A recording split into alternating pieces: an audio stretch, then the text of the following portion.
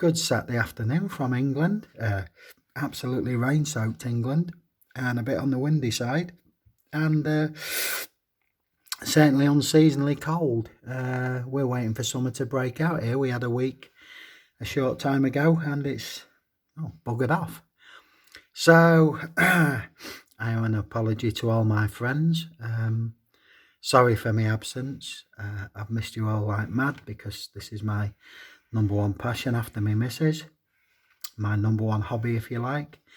And what's basically going on is that I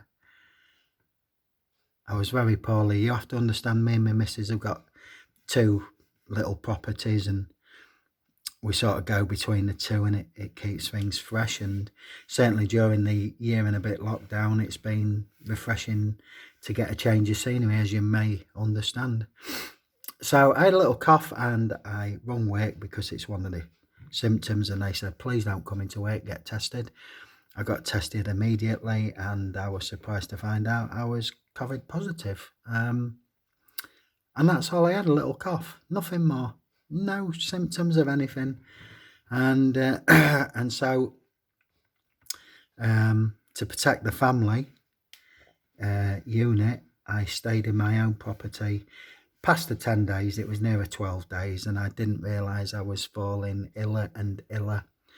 And being a type 2 diabetic, which some of you know I am, I didn't basically eat for 12 days, which is ridiculous. But I did keep going on bottled water and the odd energy drink I had laying around. I more or less became trapped upstairs because the stairs down to the lower level were becoming increasingly difficult, and I didn't know, because I'd passed out a few times. I was becoming, I think, more and more delusional in my head. I even effed and beaded, swore at the missus in a phone call, for which I apologise, but I have no recollection of. And the only solace I found was staying in bed and sleeping. That's the only time I felt at peace, if you like. Not aware how dangerously low I was falling on everything. And the missus could tell I was getting sicker and sicker, but I didn't want to worry her, because she'd got the family to look after and what have you. Just kept saying I was all right. I just felt a little bit worse than I was yesterday, something. And eventually she insisted on either calling the ambulance or coming across and collecting me. So she came and got me, and it took me 40 minutes to get down the stairs. I had no breath in my body. I had no will. And because of my state of mind, I wasn't even bothered, to be honest with you. But she put her oxygen saturation meter on me, because she's a carer, so she knows all these things. And we discovered that there really wasn't much more than 20% oxygen getting into my body. So she phoned the ambulance immediately. They took me across the river to the city hospital of Hull Royal Infirmary, and they kept me 14 hours in the emergency room while they were fighting for me, stabilising my body, that didn't have any nutrition or enzymes or essential salts and minerals. Plus I was placed on 80%, I was 80% reliant on oxygen to keep me going. And 14 hours later, I'm put in intensive care, and Ward 37 and the boys and girls have worked tirelessly. And there was a lot of time I was receiving 2-on-1 care, and sort of, 14, 15, nearly 16 days elapsed, and they, got me off the oxygen by bringing it down once I'd stabilised. And to tell you what a fight it was, the food in the hospital was pretty good, but my surgeon said to me, you eat what you want. I need you to eat lots and lots of it. We will control your blood sugars with temporary insulin injections, and if anybody moans at you, you refer them to me. So I was eating three course meals a day plus snacks, and I was still losing 2.5 pounds every day in weight. so that when I came out, I was just over 15 stone and probably the lightest I've been since I was a teenager. So you can tell how much of a fight my body was in. All my blood sugars have returned to normal. I'm eating normally now, with the care of my beautiful missus. All thanks to you, Lynn. I'm so grateful to you. I would even go as far as to say she probably saved my life, because when I went in, they said I was in such a poorly state, they didn't know. And some of the nurses that saw me off when I left the hospital just said, oh, we're so pleased for you because you were so poorly. We didn't know whether you're going to make it or not. So all thanks to them. And I sort of I'm gonna look after that nursing station now by taking in gift boxes of treats that they like to eat when they're working the long hours, and they can have a share out, and I'll keep doing that now. I'll be forever grateful to the boys and girls of Hull Royal Infirmary. Now I'm at the stage where I've been home a couple of weeks, but I get exceedingly tired and I'm on blood clot busting drugs and blood thinners for 3 months yet. I had physio to walk again because your muscles atrophy, and a lot of the weight I've lost is in muscle mass, so I've got to build that up again. That's a bit of a road to go. And still we keep visiting hospital for scans and what have you, but basically every day I get a little stronger and I feel a little better. And that's where we're at now. I get short of breath easily because the one thing that does trouble me is that my lungs will not expand in times of need. So my breathing's sort of shallow and I get out of breath easily. But we're going to go to a gym next week, hopefully, and do some gentle rehabilitation work. And I've got about 3 more hospital appointments next week. So as you can see, it's busy. But what happens is that I just get washed over with tiredness and I crash. You know, it's not like I need to think about going to sleep. It just happens. So technically what was wrong with me was I had pneumonia and lots of blood clots on my lungs. They can't correlate it to the COVID, although they think it's the long COVID variation that you may have heard about. But I'm still hearing false news like Hull is 3 times above the national average for COVID, and yet there was 3 of us in a whole hospital that were on a COVID ward, and that dropped to 2. So there's a city with a vast population and there was 3 people in with COVID, and then that dropped to 2. So make of that what you will. All I know is I've missed you all. I'm forever indebted to my missus for spotting the signs and bullying me through it, and now she's looking after me splendid. The only thing that made it worse is that I guess our son, Lynn's son, and my kind of adopted son, because these are modern relationships. I think it was just as I was getting stable, I had to take a phone call from the police whilst I was in hospital on the very night I went in, and sadly, well, tragically, they told me that my son had died, and at the tender age of 44, you think, oh goodness me. So we've had a lot to contend with, and Lynn, my missus, had a lot to front up to whilst I was laid there in bed, wired up and cannulaed up, and fortunately I was allowed out, and the last couple of weeks before we laid him to rest last Friday, I was able to help and assist as best I could. And thanks for all your well wishes on that. Some of you know the true scope of what went on. It's been a lot to contend with, and that coming after December when I buried 2 more family members. So I don't know, sometimes you look at life and think, hell, what's going on? But here we stand, and we carry on and we go again. And this is where it comes to you lot. I could name you all individually. I'd spend another 10 minutes. briefly my debt of gratitude to Mix 67 in getting me go again, and the usual suspects from the community who are my friends, dear friends, and some people I didn't expect that have come out the woodwork. And I will write a list of all the people that have been in contact, and you have my eternal gratitude. You've kicked my ass into getting going again, and that's great. I have a couple of people videos who have sent me some wonderful things and fallen behind. But I will say this, we're sort of just coming out of lockdown now in England, albeit very slow, month by month. But even when I was laid in hospital and starting to feel stronger, I was ordering off my mate John at Modelmatic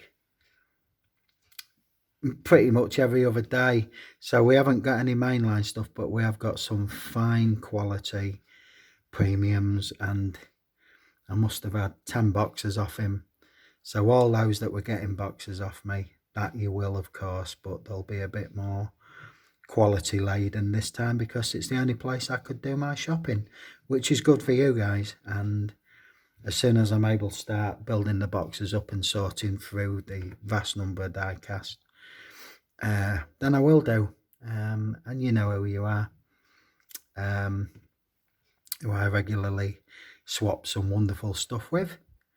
So this video, other than a thank you to you all, and I say I will name you all in one of my upcoming videos. I'm compiling a list at the minute.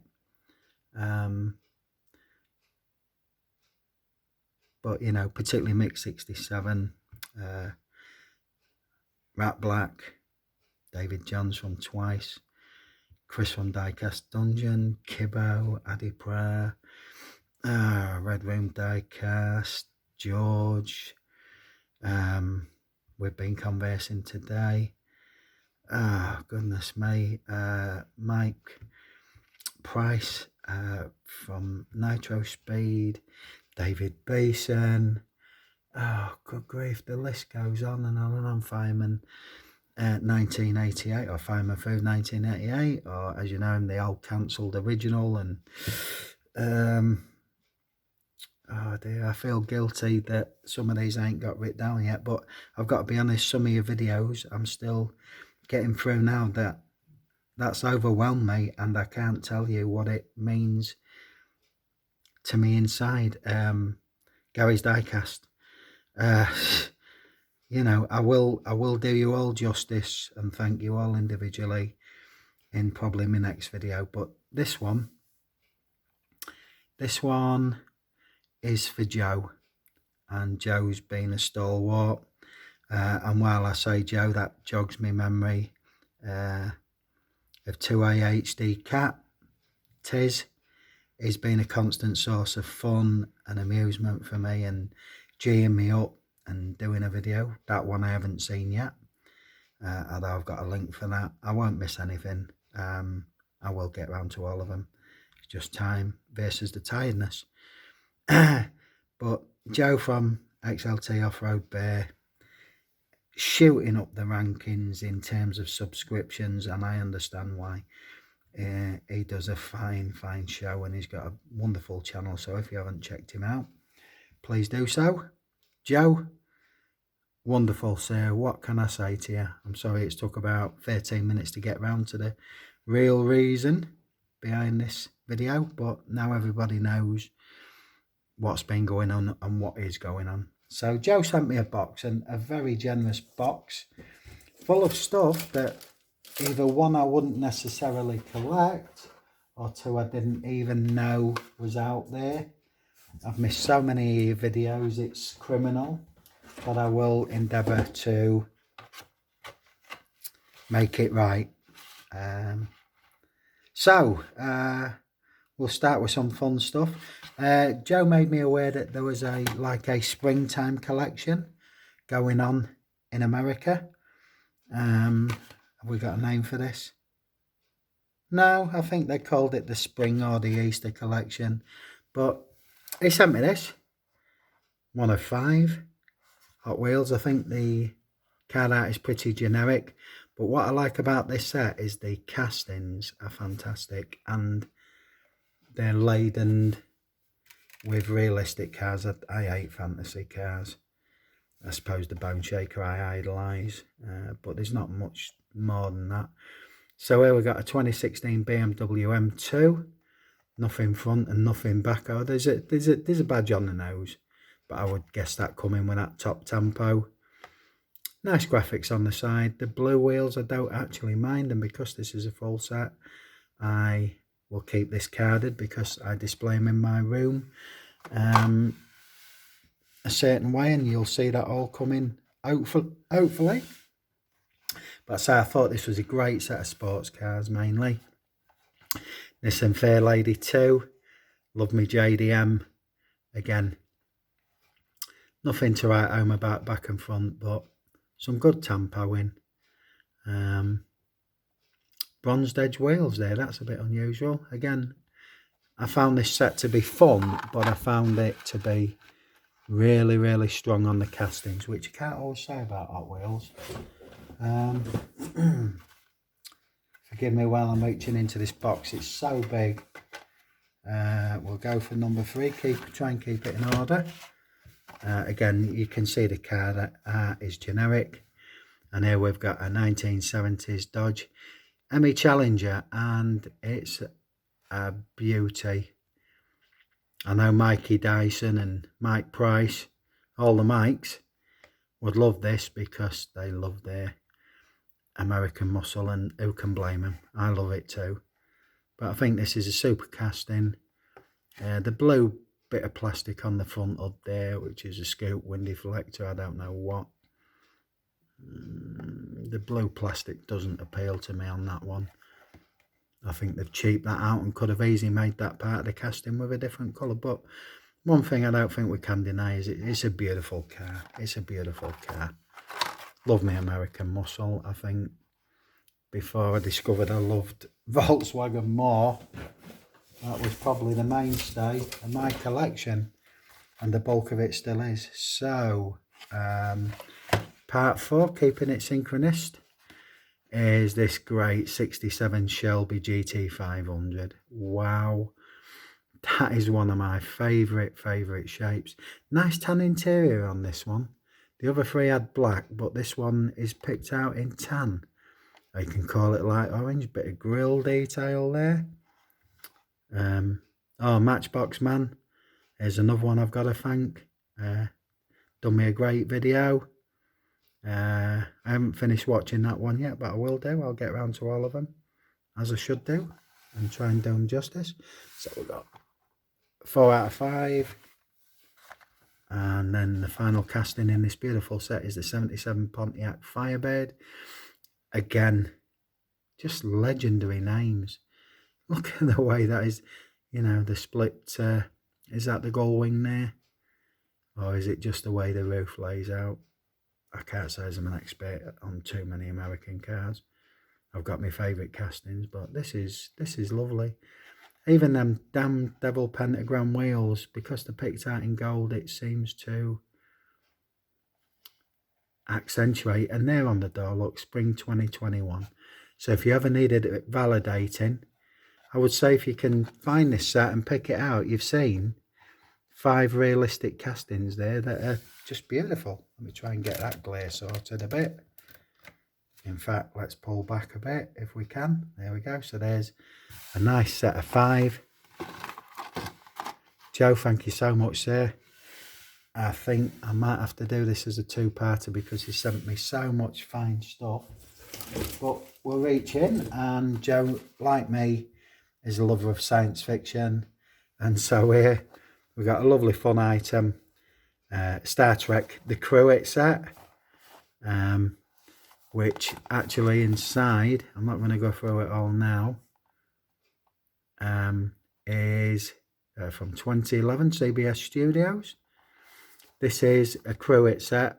If you don't know what a Crewit set is, then it's salt and pepper, and we've got a salt and pepper shaker. One is Captain Kirk, the other is Mr. Spock. So Joe, thank you so much for tickling me science fiction muscle there. They will be displayed outside the box with a box behind it, but I don't think I'll be using them because it's a gift, it's precious. Now, he sent me boxes within boxes, and I'm talking about this here. And please be aware that that's Niagara framework, not Viagra framework. But he numbered the boxes up, and this was box 1. He did me a lovely letter, and it sort of explained what was in here. But until I undid them, I couldn't understand the gravity. So, does this need words? I mean, really, does this need words? There we go. M2 Turtle Wax, 1956 Beetle Deluxe USA model, and it's only one of them kits you make up in it.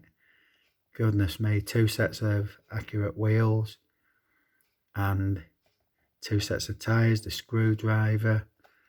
I guess there's other sorts of things here in that box. On the metal lift, I mean, Joe, man, this is so special, and follows along from the wonderful piece that Rat Black 57 sent me, which was the Volkswagen bus in turtle wax, and it's also the chase piece. So that's fine. That's to me, this is unbelievable. This is treasure, and I'll take you through my treasures as well, because I will not open this. This is such a precious thing to me. Like Rat's, you know, Rat's chase piece he sent me, and me and Rat sort of agreed a quality over quantity sort of principle in future. But this is fantastic. I mean, the detail. You American friends of mine, you know these way better because we just don't really get them here. Wow, this is a treasure. This is a total treasure. So I will not take that out the packet, and I will still get the same enjoyment from just looking at it. So I'm going to go for about another 8 minutes. Battery's nearly dead. I think we've got enough to do some loosens here, because we've got a few boxes left, so I will do Joe justice. But when you see things like that, I get so emotional, really, because like I say, lots of you, the majority of you, send me stuff like this all the time. There's a sparkler in the rain, and you just think, wow. So we'll do some really nice stuff, and then I'll leave it here and do 2 parts for Joe, because like I say, it's the only way I can do it justice.